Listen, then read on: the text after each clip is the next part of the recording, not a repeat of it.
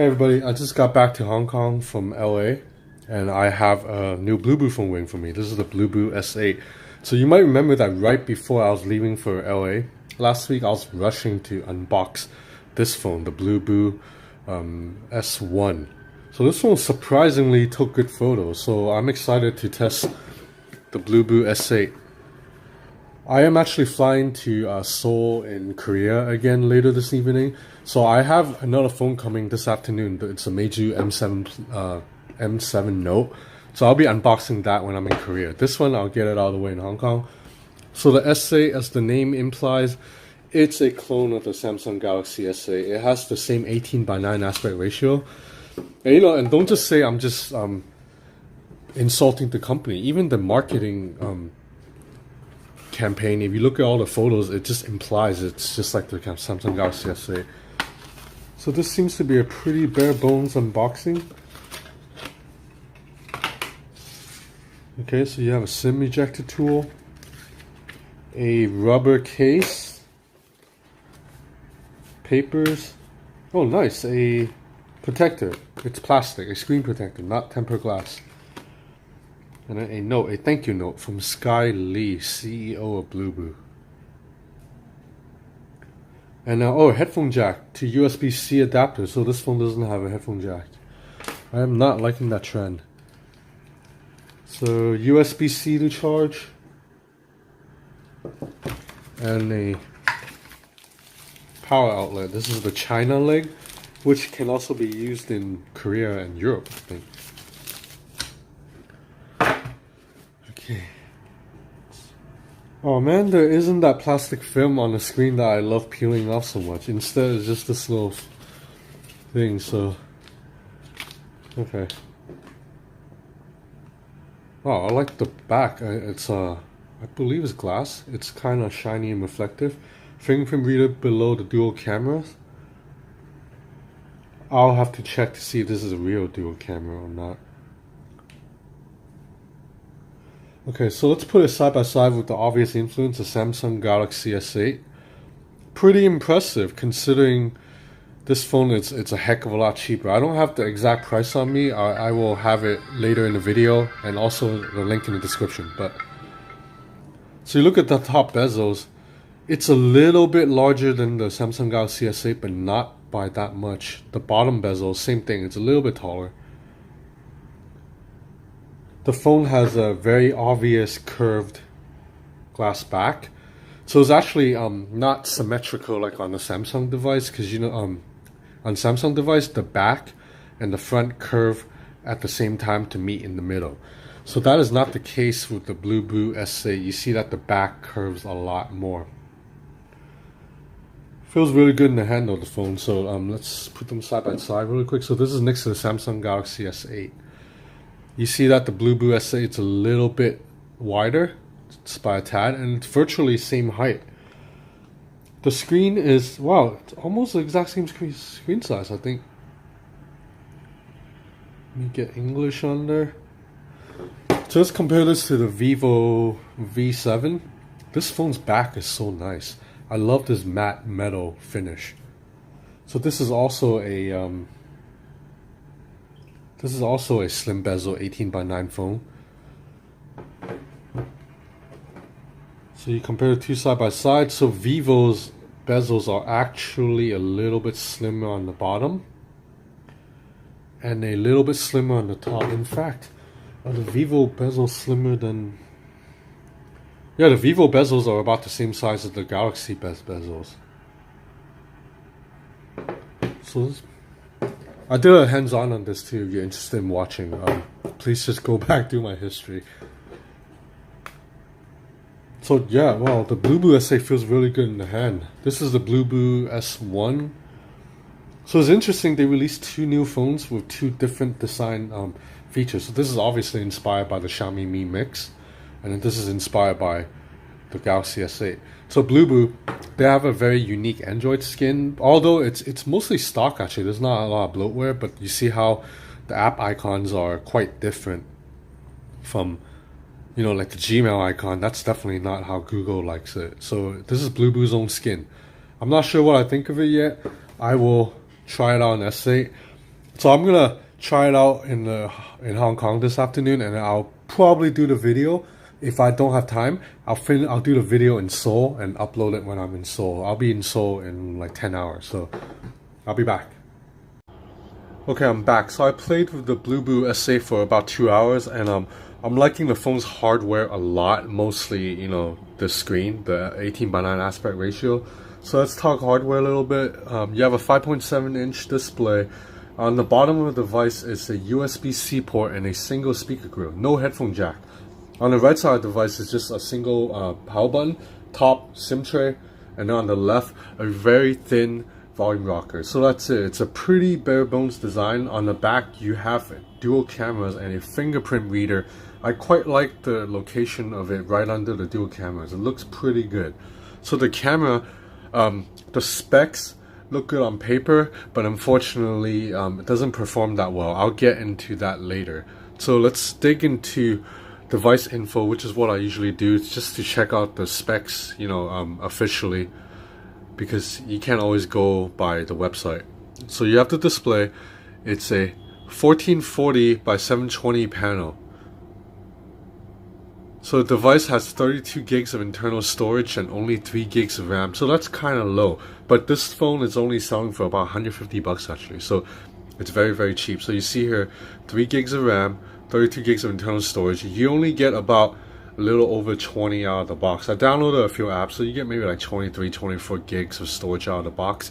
So the camera, as mentioned, on paper it looks good, 13 megapixel, but I'll get into it later. Photos are a bit disappointing. So the battery, you have a...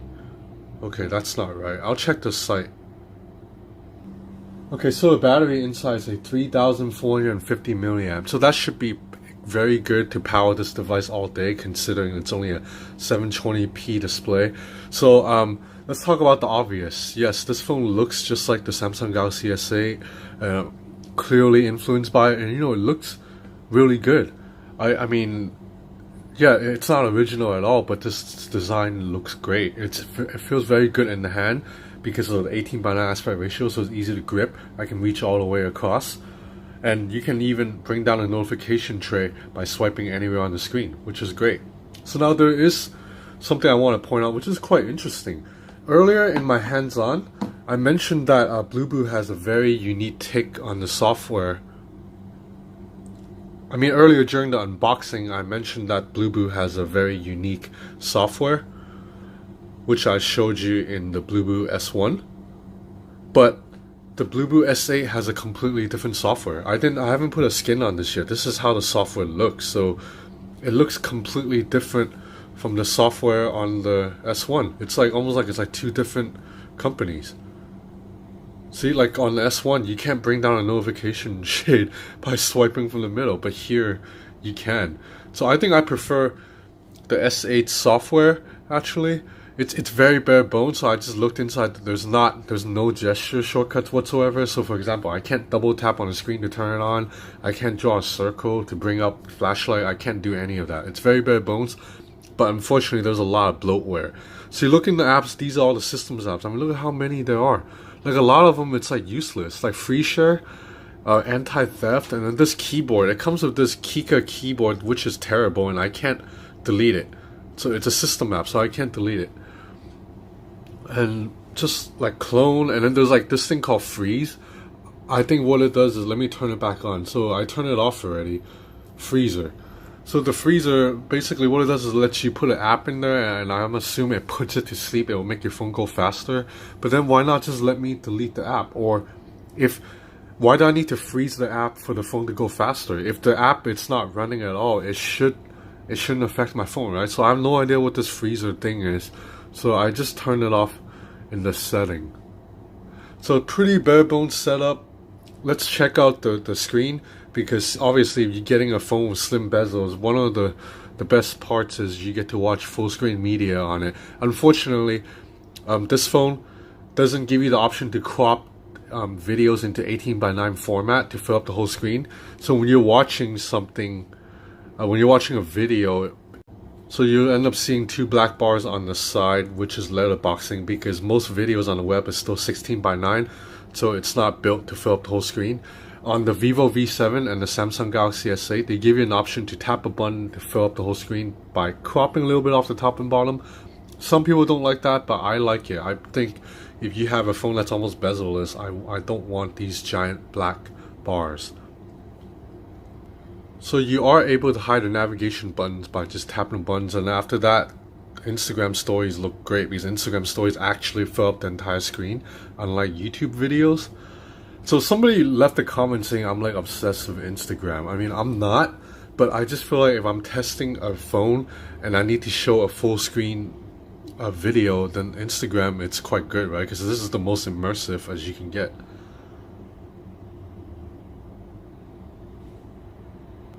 So the screen, despite being only 720p, actually looks pretty good. I watched a little bit of videos outdoors just to test under the sun, and it was fine. I could see everything clearly. Viewing angles are pretty solid. It obviously can't compare to like the 2K display on an Elephone S8 or a proper Samsung device, but for 150 bucks, it's really good.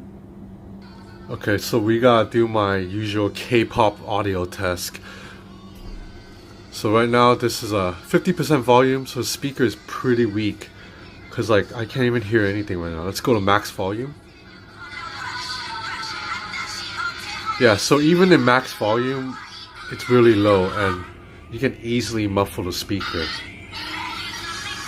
So the good thing is there is no distortion because the volume is so low, but the sound is very, very flat.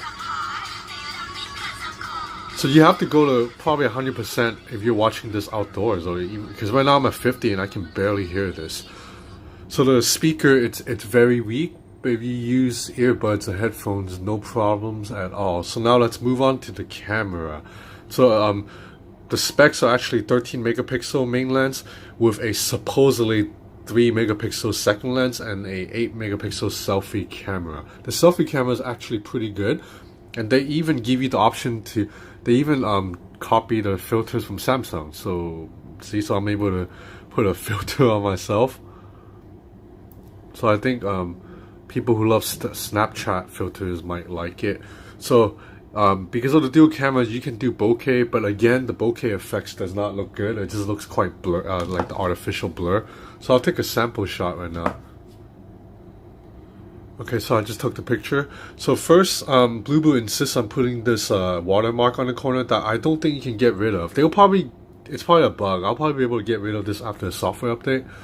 So it looks okay. The blur is a little bit, it doesn't really go around Groot that well completely.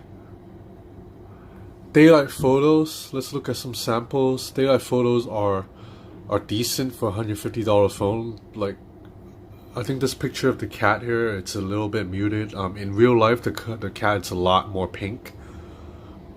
So as you can see from all these shots, the colors is just a little bit bland. But you know what? These photos are still serviceable. When the lighting is bad, that's when problems arise. The low light photography is so bad on the bluboo S8. I'm wondering if this phone is broken. So right now I'm in my bedroom with the lights off. It's daytime right now, so there is a bit of light seeping through from the windows, even though I have the curtains closed. And I do have a little bit of light outside in the living room. So the scene in my room right now, it's dim, but it's not dark. Like, my eyes can clearly see what I'm seeing right now. And even when you use other phones, so this is the Vivo V7. This is a mid-tier device. So you can see the camera clearly picks up the scene, although it's a little bit of digital noise. If you use a flagship phone like a Samsung Galaxy S8, then it will pick up the scene perfectly because this camera is excellent in low light. Even if you use bluboo's S1, which is bluboo's own phone, you can see the camera. You see that it's a little bit dim, but you can still see the frame. But now when I go on the bluboo S8's camera and I turn on the camera, you see that there's nothing. It can't pick up anything. It's not like the camera's broken, because if I move it towards a light source, you see it can pick up the light source from the outside, and it can pick up the lights coming through the window. It just cannot pick up this cabinet at all, even though like every other phone I own can do it very easily. So I'm not sure if this is a bug or whatnot. This is a big problem if the cameras can be this terrible in low light situations. So let me show you a sample just to show you how bad the S8 camera is. So this shot is taken with the bluboo S1, the bezel-less phone, in a dark living room with minimal lighting. Exact same picture taken with the Vivo V7. And then now this is the Samsung Galaxy S8, obviously the best looking shot of the bunch. Now this next shot, this right here, bluboo S8, you can't see shit. So I really don't know why the camera is that bad in low light, but now let's look at video testing. This is shot in 1080p. Video quality is actually pretty decent. I did not have a chance to try shooting a video at night, but assuming the camera is that terrible when taking photos at night, it's probably going to be pretty bad shooting videos at night too. So obviously there is no OIS, video's a bit shaky, but again, this is a $150 phone. So performance wise, I wouldn't expect a lot from this. The chip inside is just a MediaTek 6750 with only 3 gigs of RAM, and it's clocked at 1.5 gigahertz. So I ran a Geekbench just now, and the scores are not that great. Single core 605. That's really low, but multi-core is decent, 2229. But you know what, like, it doesn't really matter about these benchmark scores. If you're using this phone for going on Facebook and surfing the web, it's fine.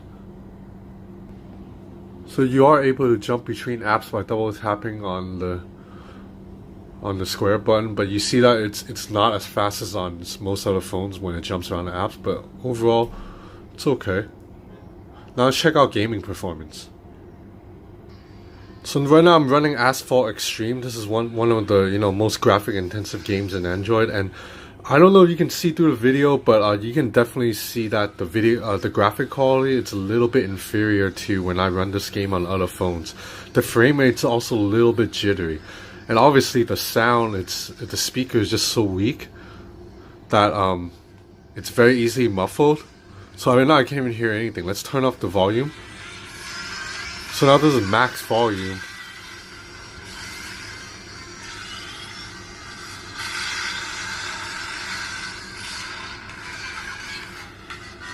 So it ran the game fine, but the frame rate's a little bit jittery, and right now the phone is actually quite hot on the back, and the graphics just doesn't look as crisp as on like almost any other phone I've tried. So this phone is not a powerhouse at all, but it can get the job done. So there's also one other thing about the phone I'm kind of annoyed with. It's when you're charging the phone, the lock screen, it shows you an ad. Like, I don't know where this ad came from. Like, this is ridiculous. Why is there a freaking ad on my lock screen? I can't get rid of it. So if I tap it, it'll probably take me straight to the game, right? So why is there an ad on my lock screen? Like, this is terrible. Like, but other than this annoyance and the camera being completely useless in low light, I think this phone is, I like it. I mean, fingerprint reader works. I think the back looks good. This looks a lot sexier than the other phone S8.